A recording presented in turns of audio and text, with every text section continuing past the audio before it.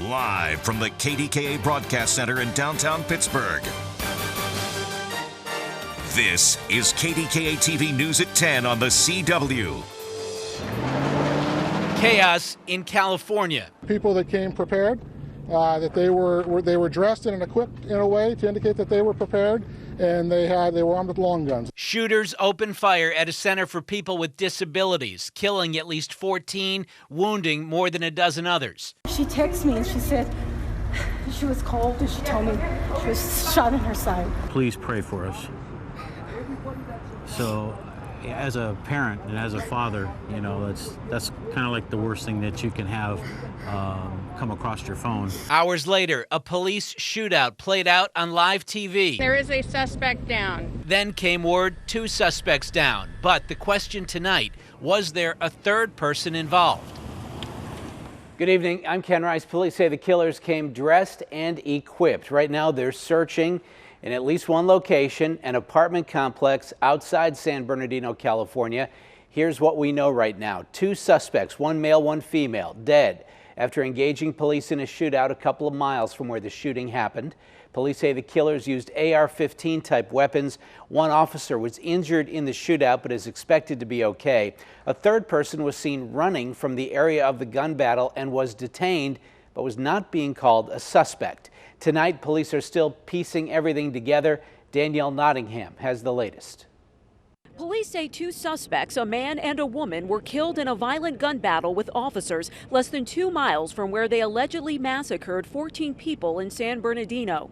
As part of the investigation, police were watching a residence and then spotted the suspect's vehicle. They were dressed in kind of assault-style clothing. Hours earlier, gunfire had erupted inside the Inland Regional Center, 60 miles east of Los Angeles. Police say the suspects walked into the social services building Wednesday morning, where a holiday luncheon was underway. They came prepared to do what they did, as if they were on a mission. Workers locked themselves in offices and sent texts. Others called loved ones. I told them to just hunker down, make sure their cell phones were off, keep the noise, don't make noise. Emergency workers turned an intersection into a triage area to treat the injured. I called her, she texted me and she said she was cold, and she told me she was shot in her side. This is the 7th mass shooting in the United States within the past 5 months. The mass shooting forced President Obama to once again call on Congress to address gun control. We should come together in a bipartisan basis at every level of government to make these rare as opposed to normal. Police are still working to clear the social services building where at least 1 explosive device was found.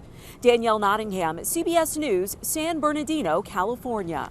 Again, police believe this was a detailed, planned attack. The FBI reports that out of 160 active shooter incidents between 2000 and 2013, only 2 have involved more than 1 gunman.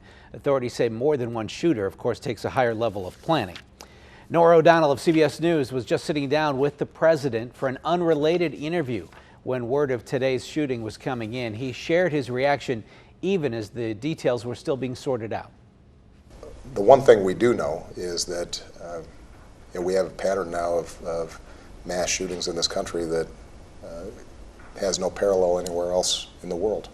And there's some steps we could take, not to eliminate every one of these mass shootings, but to improve the odds that they don't happen as frequently. Could this have been prevented? A local expert on active shooters says there's really no way to answer that question, but he says one can be prepared. Amy Wattis joins us to explain. Amy. Ken, this expert told me tonight it's crucial that every facility has an active shooter plan in place. Having a plan could be a matter of life and death if an active shooting scenario should ever happen. Terrence Brown has an extensive background in law enforcement, working with Pittsburgh police for over 20 years. Now he's the CEO of Safety and Security Consultants, LLC, and specializes in active shooter training. I teach people in the courses the 5 Ps, which is proper planning prevents poor performance.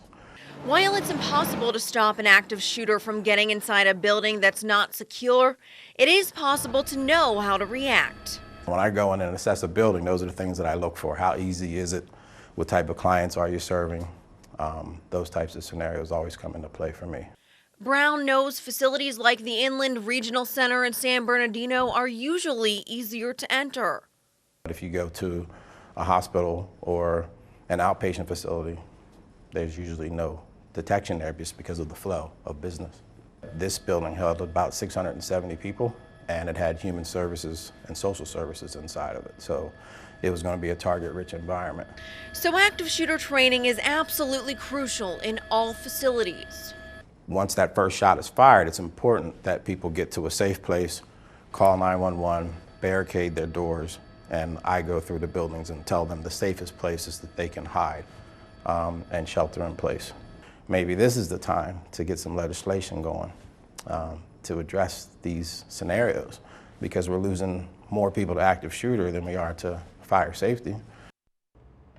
Brown feels social media is creating a large copycat society and can be why we're seeing more active shooter situations here in the U.S.